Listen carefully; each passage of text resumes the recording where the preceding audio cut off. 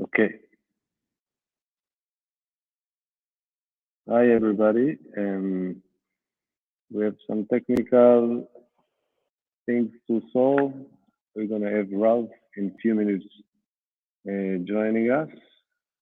And I want to check that we are online and live. The second, Ralph is joining us in a minute. So this is event number 4, and we have Studio Drift from Amsterdam. And Studio Drift is a design studio and art, and they work a lot with light, which connecting us to the topic of light pollution, and they are very aware of the environmental challenges in their work and in the process of what they do. And just a little introduction of the exhibition for who didn't join us before. And ESSE exhibition is a solo show that started in 22 of April in ERTE, and it's a solo show that I started to work on a couple of years ago. So it's functioning, so perfect. And the show is dealing mainly with light pollution, subject that I discovered through my work as I'm working with darkness and looking for dark places. Hey, here we go. Hey. Hi, Ralph. Hey, man. We are live. Yes. Good to see you. Very good to see you. I start to introduce the exhibition that you know, ESSE in Palermo. An exhibition, my solo show that started a couple of weeks ago, and dealing with light pollution as the main subject, as my work is initially dealing with darkness, and because of darkness, I discovered light pollution, as it's always more complicated to find places with no light pollution, something that I need to create my work with, let's say, an environment which is light pollution free. And we go directly to introduce you. Here we go, Ralph, co-founder of Studio Drift, speaking to us, I guess, from Amsterdam. Yeah, actually, I'm I'm at the beach now in Haarlem. Like I said, it's close to Amsterdam, but it's it's a sunny day. It's very rare in the Netherlands, so I'm taking use of it. Enjoy it, and thanks for joining and making time for that. Studio Drift, I met in 2008. Maybe Ralph remember, I met them first time in London, and maybe in one of their first exhibitions with Carpenter Gallery in their new space back then in Mayfair.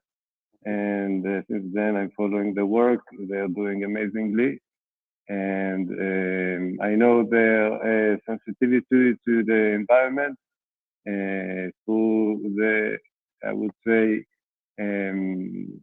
artistic approach, and also with materials, and all what they doing has pretty much sensitivity for the environmental challenges and so on. So the talk is dealing with art and design in time of environmental challenges. And maybe, Ralph, you can introduce a bit yourself, the studio, what you do, and then we continue from there.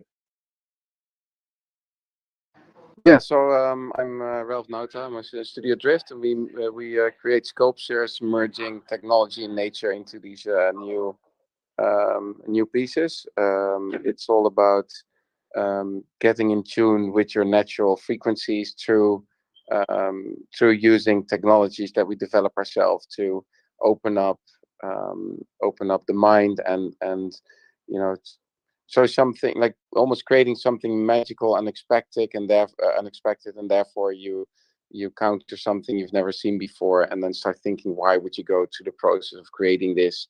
And then hopefully, the viewer of the piece would take the time to get in tune with the frequencies that we use in the work to reconnect to nature. That's it in a nutshell. Amazing. So, regarding the materials you're using and how you implicating environmental sensitivity in your work, in your process, and the philosophy, and Well, and what and yeah, sorry. and do you communicate that in your work? Do you emphasize that social, I would say, that social mission of Yeah, I mean, environmental? it's all there's a lot of it in the work, but we don't necessarily communicate about it. It's more, when we get fascinated by some natural movement or uh, um, some natural expression, like how a seed procreates and use the wind to go from one place to the other, and then these things that you know exist, but you tend to lose focus on because of our busy daily lives. But then once you're walking in the mountains and you see this beautiful natural phenomenon, and then you get inspired by that. That's what we try to incorporate in the work, basically. So it's not so much material based. It's more we use any kind of material that we can find, if that makes sense, just to emphasize what we're trying to talk about. But it's also a lot. Um, uh, yeah, sorry. Yeah, there's a lot of people walking into my to my private space suddenly, so I need to find another space quickly. But Yeah, it's all good. The exhibition open, we might see also public passing by. I'm in the middle of the show. These are two pieces that is in room number 3 of the exhibition, and room number 4. So maybe it's more quiet than your environment, but if you need to move somewhere, you are welcome to do that. I'll just find quickly another spot, and then but keep talking, Rafael. Yeah. So yeah, in my work actually, the environmental aspect is a very strong part, as the darkness is a tool in my work, and if that environmental issue of light pollution will continue to grow, I will have a difficulty to continue creating my work. And I wanted to ask in that context if there is any environmental issue that is risking your work. If for example materials that you are using, and you're using something, I know that you are using sometimes organic materials. Are those organic materials are in risk of disappearing? So you would find difficulty to work with organic materials which are, light pollution, for example, also having an impact on biodiversity, and if light pollution continuing, you would have less and less species and of plants. That means if you use specific type of materials which are organic, with time this might disappear. So in that context, if there is any risk for the organic materials that you are using, implicating in your work by any of the environmental challenges or risks that we are now facing? I no, I don't think so. Not no, but there are. I mean, I'm noticing changes to the materials that we use. For example, we use the dandelions, and once a year we pick them in the field. Now it's actually our harvest time, so we pick 15,000 of those to create the sculptures that we need for next year. But it actually used to be twice a year. Like a year of 10 ago, we had like 2 seasons in the year, and that just disappeared. And also like the period that we're now picking, it um, used to be in April. Used to be the first time that we could go out to harvest, but that has changed. It's like it just it became a couple of months later now. So yeah, stuff like that. I mean, that all has to do with climate change for sure. But if you ask me if there's a material that I can't use anymore because of climate change, I mean, no, not yet, unfortunately. But I also think if we get to that point, we have a lot of other problems to deal with. But Yeah. so then I think the least of my worries would be actually creating my work. But I don't know. Yeah, it's definitely not going the right direction. I mean, that's for sure. Yeah. Yeah. And in regard light itself, you're working a lot with light, and a lot of your pieces has to do with light, and you, I'm aware of the. I don't know if it's that new, but I saw new pieces of the drones with light, which are lighting the sky in a way. If that works as any connection to environment? Well, actually, we're planning a couple of pieces that have a relationship with climate change, but I can't talk about it yet because I never like to talk about work that's coming up. It's I just rather surprise people with what we're doing. Because if you create an expectation, it can only it can only be that people get disappointed, or that you equal their expectations. So it's always nicer just to come out suddenly with something. So Okay. but um well, I mean, the swarming algorithms that we use, I mean, there's of course that's a natural pattern that has been influenced by its surroundings. And the migration of birds is something that is also might have an impact on that because of climate change. So I mean, there are links, but I don't, for now it's not as strong as the new pieces that will come out soon. Yeah.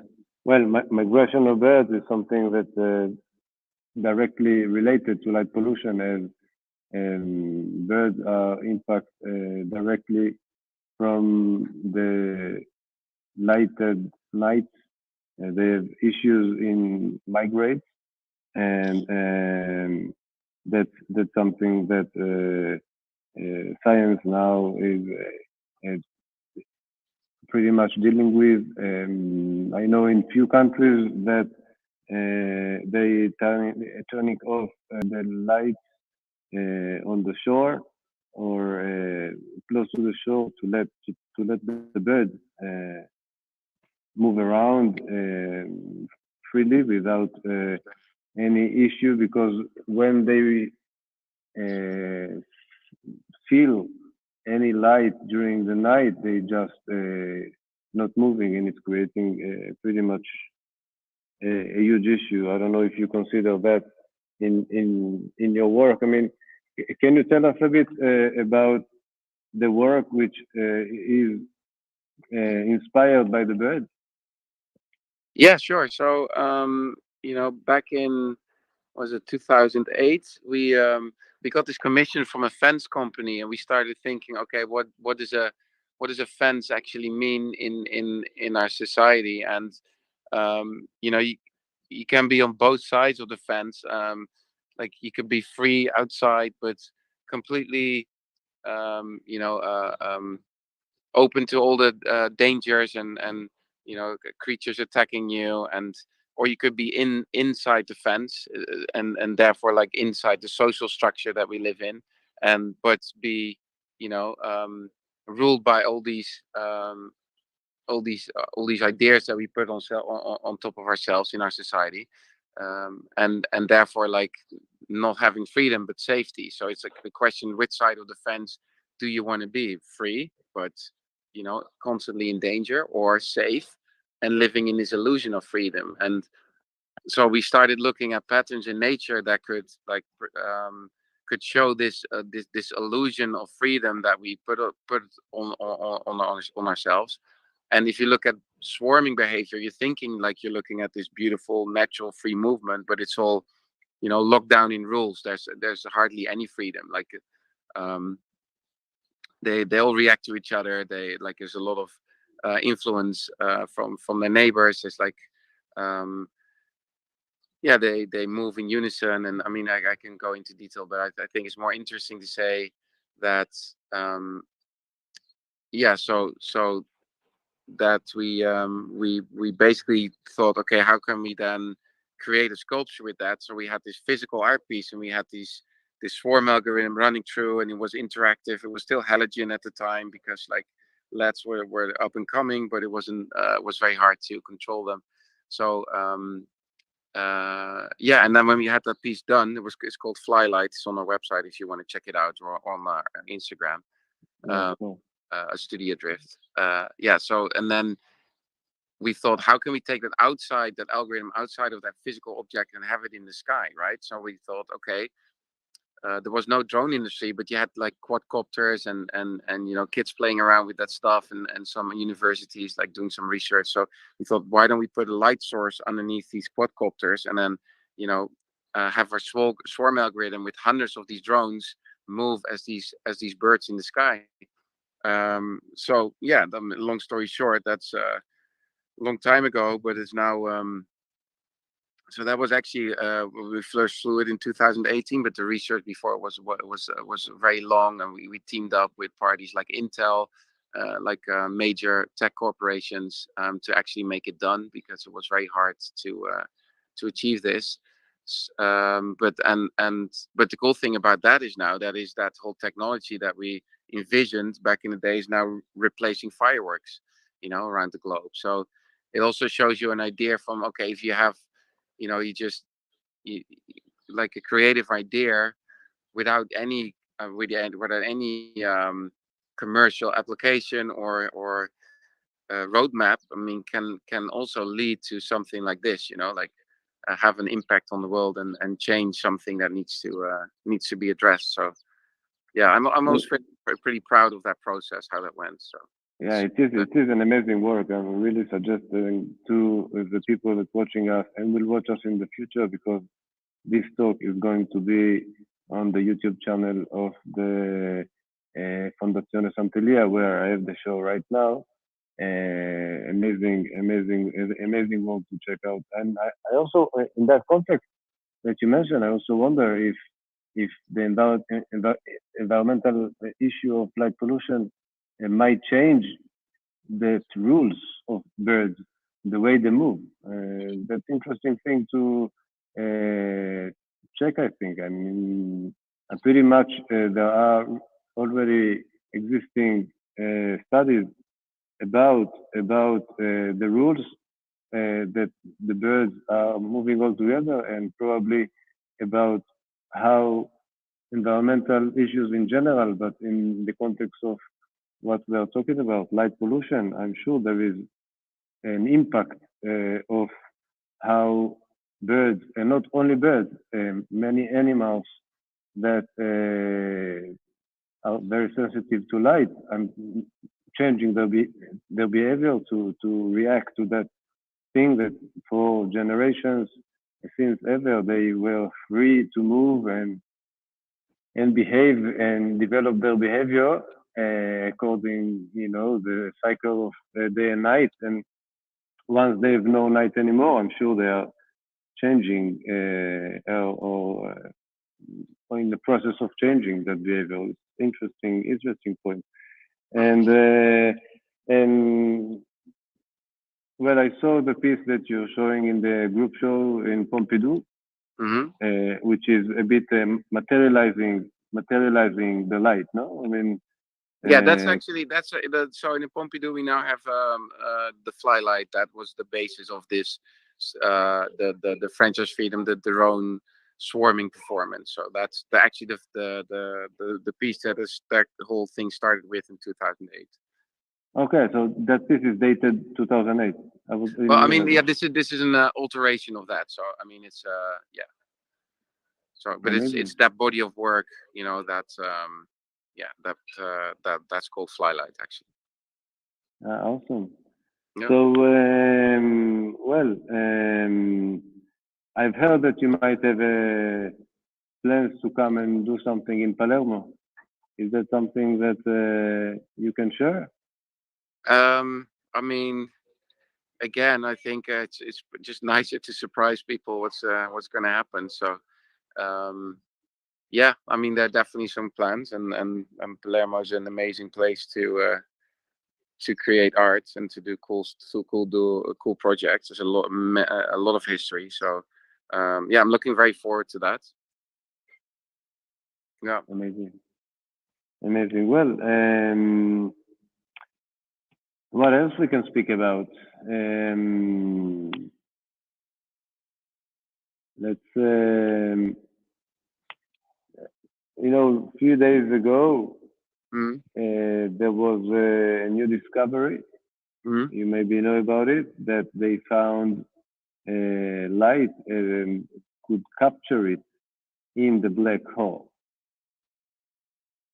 So, I did not hear this. No. So yes, I saw it on the New York Times, and that's pretty impressive. That a black hole, which considered a place with no light, at all, a black hole. Apparently, I mean, I'm also working with scientists,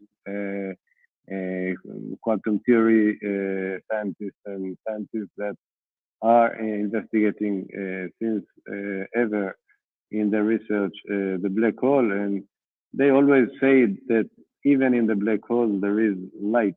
I mean, what's supposed to be black hole is never a black hole, and there is light always in the dark. And this is, I would say, the basics of my, I mean, the assumption of my work, what my work is starting with. And well, they found and they could capture first time ever they photograph light in the black hole. Wow, that's crazy. That's okay, crazy, I'm gonna check that out. That's ridiculous. Okay. That's ridiculous. Yeah. So, new discovery and something that changing a bit, all what we are living on Earth, and in that aspect of darkness and the fact that the solar systems that we are living in and all what's considering to be other galaxies and dark places, life in other dimensions. Yeah, I'm definitely after this call, I'm definitely going to do some research on that. That sounds pretty exciting. Yeah, it's been just published 2 days ago. Well, what else we can discuss about light pollution? I mean, from your research and artistic creation through the years, did you ever deal with light pollution? In what way did you? Well, I mean, I'm working on a project whereby I have to be aware of it. You know, like also, you know, if you do like a big light piece, you know, in a natural environment, you know, how can it affect its inhabitants? You know, like you don't want to disturb the natural surroundings that whereby you're trying to do something, stunning and beautiful. So there's something I always have to be aware of. And the bigger the projects get, the more important that topic becomes. Yeah, I mean, I know it's a massive problem in the world, light pollution, and like only for myself going up into the Alps as a kid, and then discovering the Milky Way for the discovering the Milky Way for the first time, because like I'm used to living in cities, and it's something you just don't ever see, and that relationship with yourself to the universe is of course a very impactful thing, that puts you in everything in perspective, and yeah, that's something I did miss growing up. So but I always like thought, how can you bring that back to cities? Like how can you bring that experience to, people that are hardly ever looking up at night? So um, I don't know. Yeah, Yeah, actually, I'm curious, how is the situation in Holland? Because generally, Europe, as mentioned 2 weeks ago by a doctor, researcher from the Natural History Museum of Paris, which talked participated in a talk 2 weeks ago here. She mentioned that 99% of Europeans are living under polluted sky. And I wonder what is the situation in Belgium, because the situation, in Holland, because Belgium, for example, is 100% polluted. yeah, France is 85% polluted, yeah. and Italy is nearly to France, also around 85. There are very few points which are not polluted. Well, I mean, And we're the most. Not a lot of people know. The Netherlands is the most dense part of land in the world, population wise. So I mean, it doesn't feel like it when you're here, but we do not have a lot of wildlife and nature. Like there's a lot of small cities everywhere, and we also have the um, landbouw, like the agricultural industry, and it's very strong in the Netherlands. So we have a lot of greenhouses that pollute a lot of light. So yeah, that's what I'm saying. So for me, going up to the mountains and discovering the Milky Way, that was like mind blowing back when I was a kid, and still is when I get up there. Yeah. So, but yeah, yeah, Milky Way is somebody mentioned in the previous talks that Milky Way, that in LA, once there was a shutdown of light, and suddenly people in LA saw the Milky Way and they thought it's like a visit from another world. wow. They didn't really knew, and the police, central, the police, the 911 was collapsing because of people calling the police, saying that they see something in the sky, and they don't Jesus. know what to do.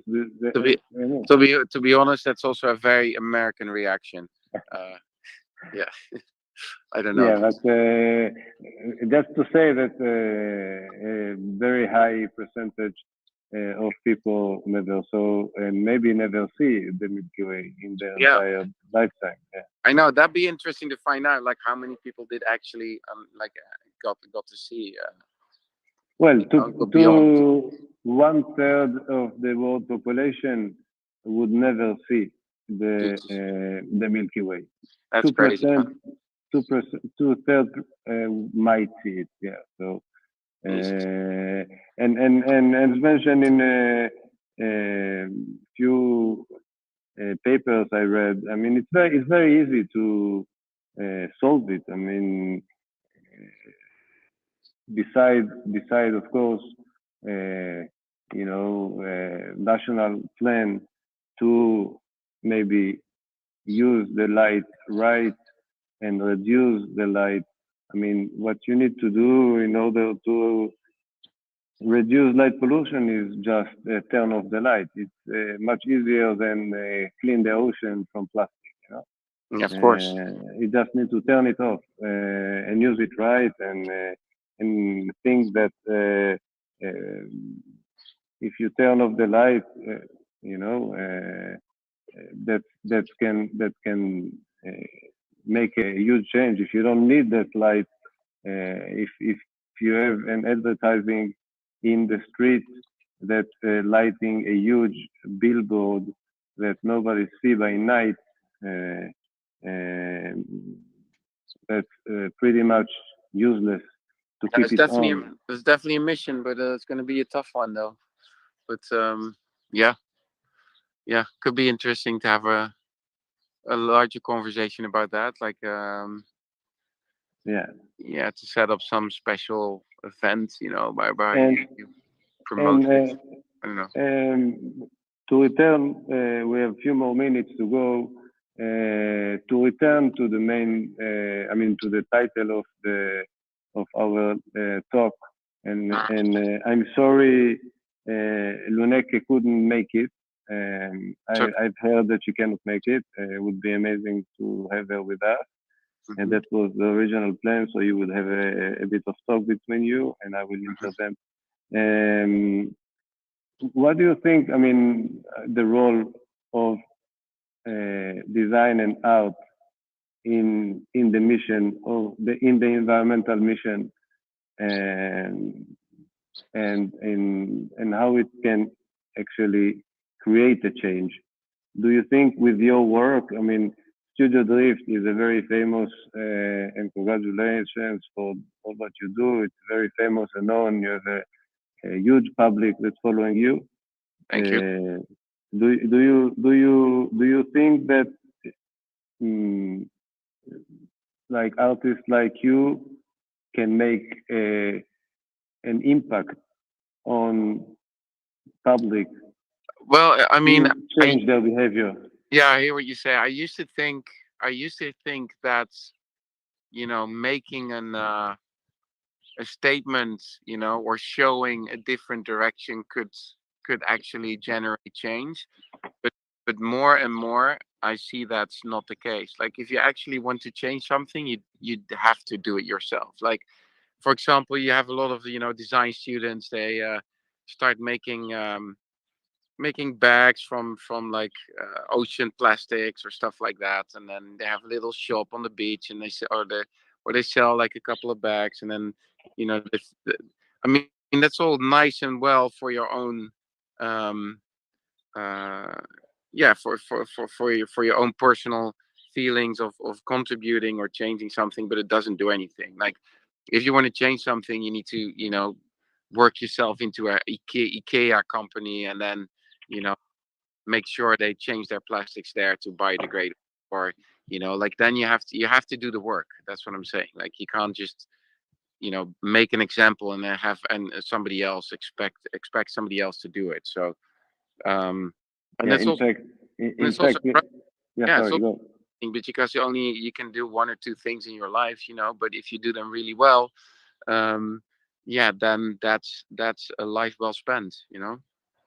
Yeah, absolutely. Well, in that context, I've been interviewed pretty much uh, recently for the show and so on. And I always got that question, starting with as an activist.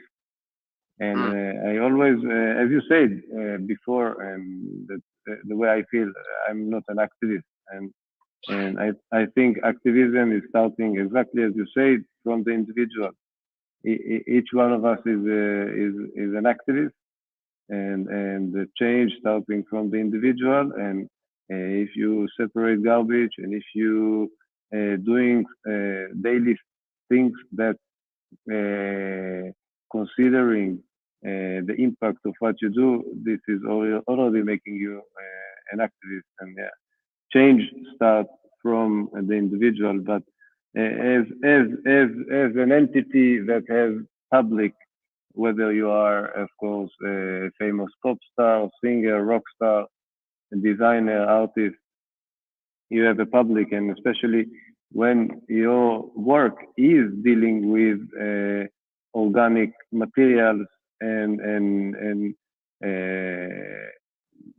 connecting very much to the nature and maybe even inspired by the nature, as you described the work that you do, following the birds movement and bird rules, which is like freedom, but still in a frame of rules.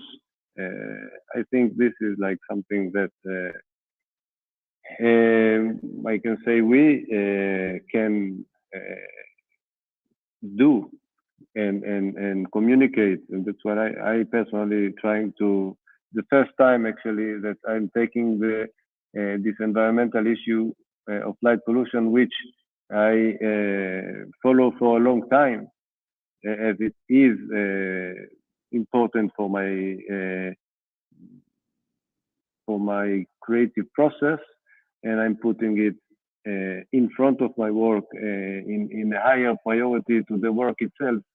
As you know, I believe that art today, an artist today, designer, whether a fashion designer or whatever, I think that it's very important for the community, for the artistic community and creative community to take on themselves more responsibility. And I think art today is must have, that's my personal opinion, must have social responsibility, mission. That's my personal take on that. I agree. That's great. I think that's also a very nice way to end this this talk. I also need to run to my kids. So Ralph, yeah, thanks a lot. it's been a pleasure, man, as always, Rafael. And Yeah, buddy. continue your great work, and we connect soon again. And Yeah, I hope you can make it. Maybe you will pass by Palermo. The exhibition is still going for a bit more than a month. It's until the 22nd of June. okay, Maybe you can stop by for a weekend or come with the family or whatever. If you need to come by also for work, I'm here. Would thanks, love man. to take you around and hang out a bit, like Yeah, always. I'll definitely let you know when I'm in that end of Direction. that location in Europe. So excited. Okay. Okay, Well, man. thank you so much for joining. Nice to talk to everyone. Enjoy the Check. family. Next to talk, man.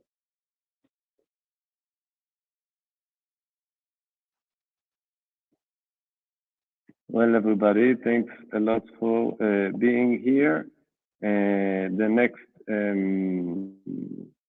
appointment event of ESSE exhibition is next week. And next week we have a concert as part of the public program of the exhibition. It's a concert by pianist and composer Yakir Arbib. It's going to be in the foundation and not in streaming. It's music, and we pretty much sure that we not going to stream it, as quality required for streaming music is it must be very high, and Yakir is a very well-known musician, and we need very, very high standards to stream that. We're still checking it out. If you follow the social network of the foundation or my studio, you would find news about that if it's going to be streamed. Anyhow, it's always better to be here live and hear Yakir, which is an amazing improvisation pianist. Title is a concert in next Saturday at 7 p.m. Improvisation in colors, improvisation in colors, and I'm sure it's going to be an epic moment of the exhibition and the public program of the exhibition. And I'd like to thank you all for being there and all the talks. are on the website of the foundation and the channel of the foundation on YouTube, and you can watch it again and listen to the previous panels we had and discussions. They are all very interesting, and the guests are very amazing guests that worth to return and listen to the details of what have been said, and share it with your friends, your family, and if you can, come to see the exhibition. And thank you so much, and have a lovely evening, and see you soon. Next week or the one after, going to be a panel of White Wall magazine organized for the exhibition as a media partner of the exhibition. White Wall organized a panel which dealing with NFT and environment. NFT, it's, they say, the future of the art.